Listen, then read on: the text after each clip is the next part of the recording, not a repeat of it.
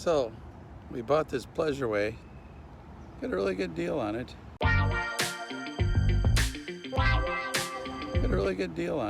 We bought it from Pleasureland RV.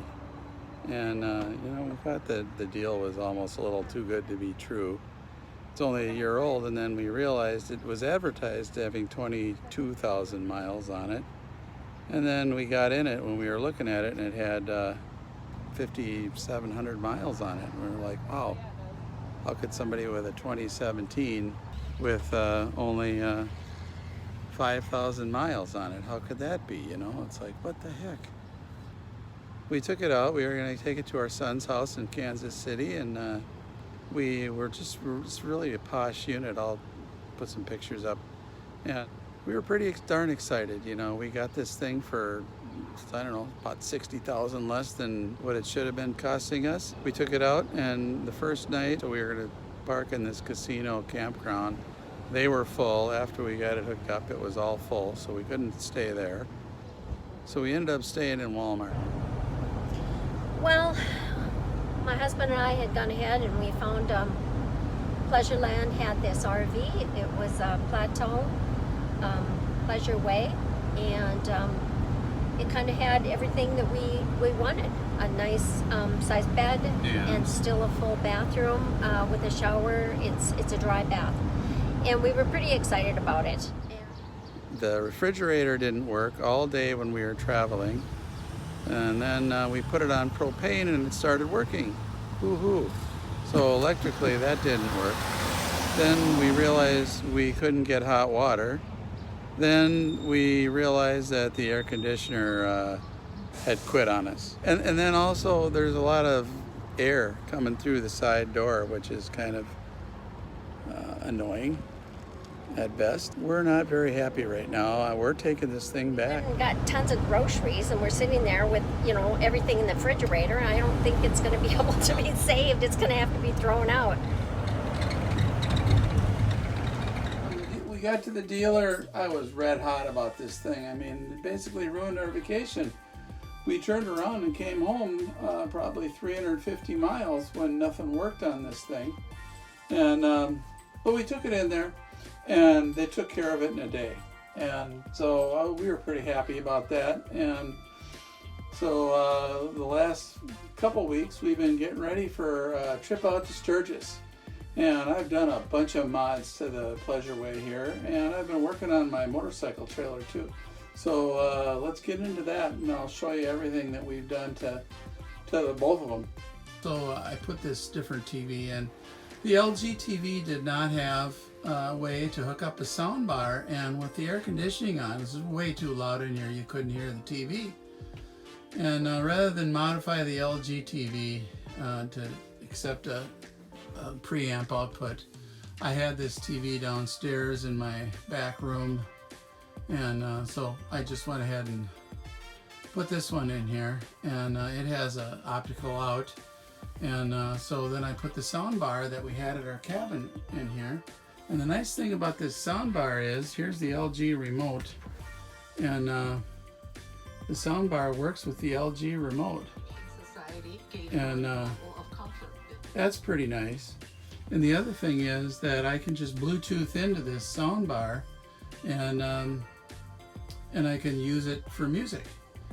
So my iPhone just hooks right up to it through Bluetooth, and boom, baby, you got music. And this thing's got a subwoofer, which I put down here. So there's the sub. And this cabinet wasn't great for much of anything. I mean, you can see it's still empty. We'll put some stuff in there, but at any rate, there's the sub, and it sounds great in here with this. And so that was like pretty much a freebie, because I had the sound bar and I had the TV from our cabin. And then up here, I just used, this is all electronic stuff up here. I put an Apple TV on here, and it's just mounted up to the back. If you can see that, there it is right there. And so we can use Apple TV in here, and then I can just Wi-Fi into my phone for that. It came with the Mercedes van, and I put this in. Just for a hand towel, what you need. And Also, you know, this thing came with a pretty cheesy radio. It was a European guy that came with the Mercedes van, and I put this in. So it's this Alpine. The thing right here, this right here, that's a microphone that I bought it from Crutchfield, pre-wired and everything, and it was really a plug-and-play deal. You've got this Alpine, which has CarPlay, and that was the main reason, you know, I wanted to be able to use my own navigation, because I'll tell you what, that thing that came with it was ridiculous. And the screen was super small. So this is a bigger screen. It's a nice Alpine stereo. It sounds great, and that's so we put that in. And then also, you know, it comes with these curtains to go around the front. I bought a whole roll of Reflectix. I just made these window covers. The one in the windshield here, it doesn't have anything holding it in. It's just held in by friction, you know, it just fits that good. And the ones on the side windows, I just put a little piece of Velcro in each corner. And so those work pretty good. And someday we'll sew the edges down and put a little welt around the edge, but for now, these are good. And the way I made them is I used carbon paper, I think. So it comes on this roll. This is a 3-foot wide roll, and it's some pretty thick paper. And so I just laid it on the windshield on the outside here, and then I just traced around the edge with my magic marker and cut it out. And so then I had my pattern, and I just laid that on top of the Reflectix and cut it out, and it just worked perfect. For the side door, I did it from the inside. Yeah, got it.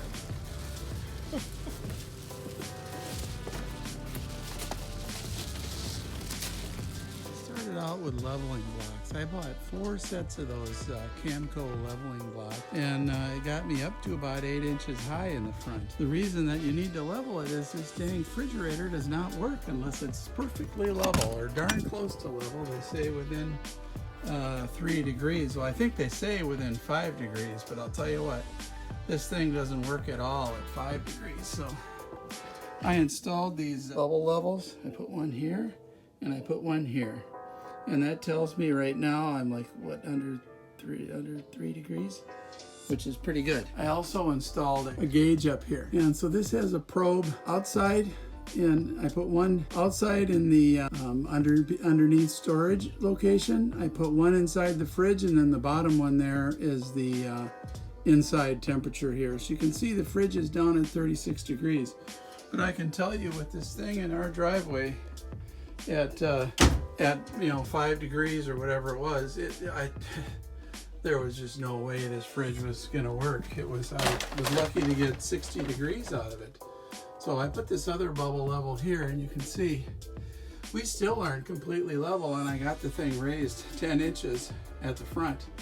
And but it is enough to get it down to the 36 degrees. So this thing is working good now. Let's go out and look at what I did to the refrigerator. I added some fans. Let's see how this works. Okay, there's a sort of a vent that goes and pulls heat in from the bottom, or pulls air in from the bottom, and runs it across the fins on the refrigerator and then out the side.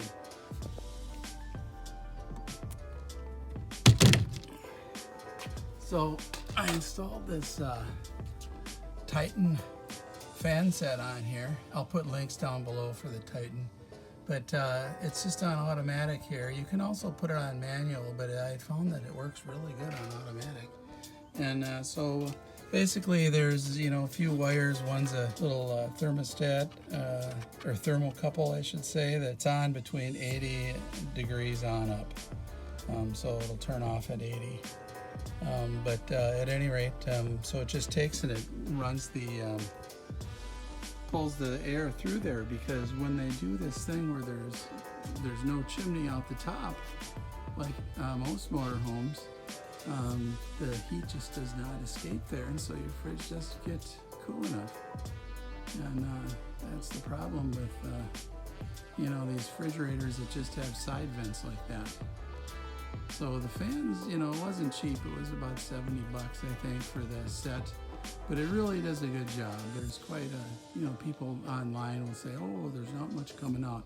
There's plenty of air pulling through there with these 2 fans. So, and it doesn't draw much energy at all. So, and this coach has lithium batteries, and it has solar panels.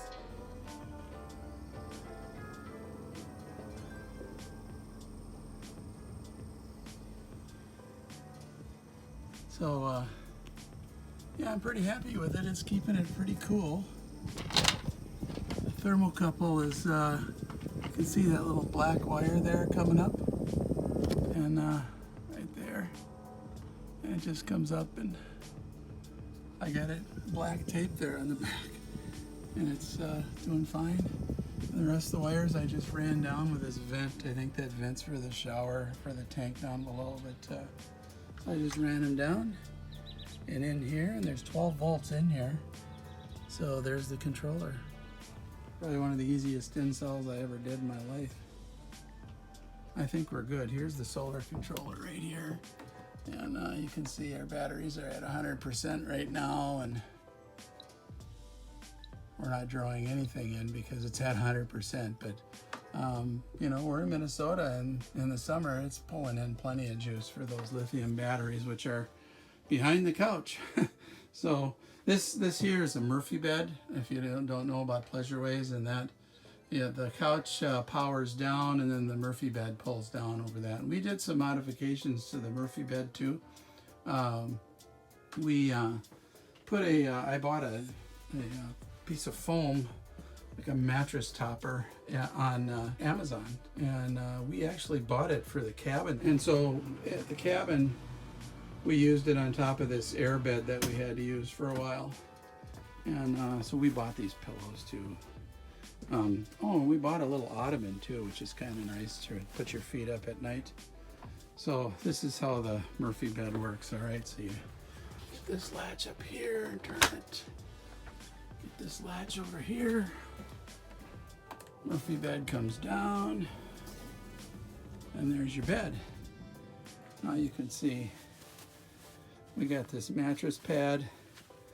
We got this piece of foam that we bought from Amazon, and then here's the cheesy mattress that Pleasure-Way puts on. So we slept on that one time, and we were like, no. And so we added an entry rug, and to help keep our feet clean there, and then we also added a bath mat, which helps when you get out of the shower. So we added this rubber shelf liner to help quiet them down. Talk about the trailer here. This is the part you've probably been waiting for if you're a biker and you want to know about how I did this trailer. I bought this trailer used. It was in kind of rough shape, and you can see the hitch here. I got a lock on here so that when I'm out there, I lock it to the back of my camper, and then I did some undercoating of the. I just used the spray undercoating on that. Here we go. There's the inside, and you can see those cabinets that I built, and you know, they really worked out good. I was surprised that these cabinets came out as good as they did.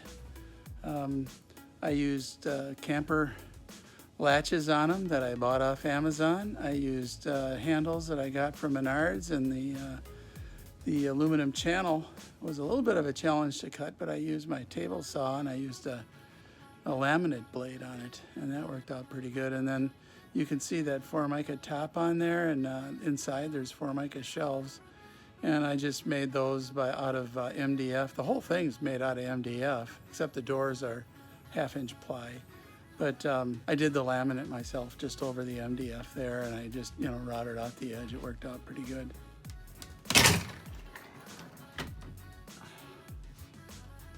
And I use these, I don't know who makes them, but they're RV stays, and what you do is you just use an Allen key and tighten them up there and get it to, and I can literally put this door in any position and it just stays.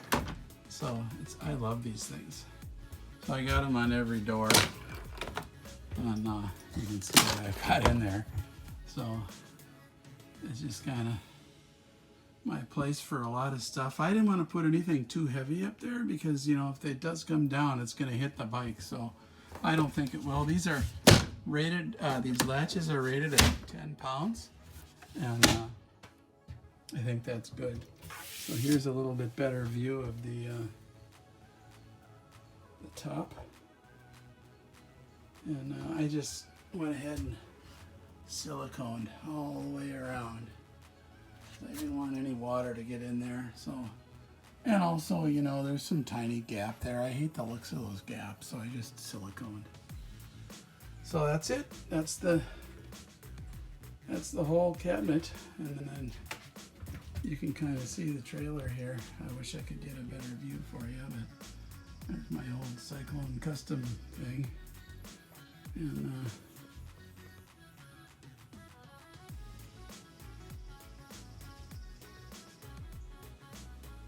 I put these little D-rings on the wall. Those are into one of the posts. So, and that's it. And then I bought this little, I bought this guy.